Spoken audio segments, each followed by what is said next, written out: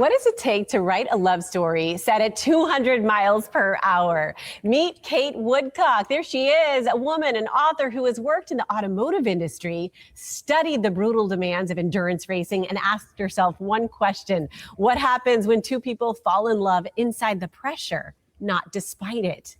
And so the answer is endurance. That's the name of her debut novel, set against the legendary 24 Hours of Le Mans. Kate, welcome to the show. So happy to talk with you today. Thank you so much for having me. I really appreciate it. You bet. Okay, so most romance novels are set in coffee shops or offices or small towns, and you chose this backdrop, the Le Mans, one of the most dangerous and grueling races on the planet. What made you think to write this love story here? So you write what you know, and I was on a writing retreat with some friends trying to explain to them why I loved my car, and I got just a blank slate, and they said, hey, maybe you should try writing a book about cars because you know them. And I used to work in the car industry. I love performance cars. It was a lot of fun, and it was something different. Absolutely. Okay, so Matt Davidson, he's one of your characters. He has an 87% win rate, the highest in racing history in the story. Then one night, someone drugs him, he crashes, and his leg shatters in 4 places. So without spoiling too much, take it from there. That's sort of the setup. What was important for you to start this story at rock bottom, rather than on the ride? Yeah, I love a good redemption story. And so many books that I've read start with your hero way at the top of his game. Everything is great. So I wanted to explore what happens when somebody who has everything has it all taken away and then has to work their way back. But yeah, I was pretty brutal to him in the first chapter. Okay, so let's talk about your heroine, Erica Richter, the love interest also. Okay, so she submits a resume. This is a little character information about her telling. Submits a resume with no name attached. And the board hired her without knowing she was the founder's daughter. So tell us about creating a heroine who refuses to let anyone hand her anything, including love.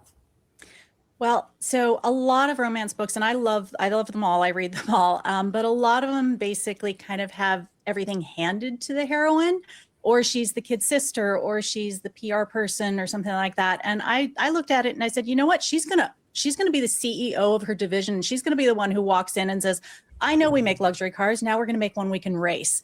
Having worked in the car industry as a woman, you don't see a lot of powerful women in the car industry. And so that's kind of what I wanted her to be, is I wanted her to be the, I have my whole life together. Everything is great. But yeah, I kind of don't do so well in the love department.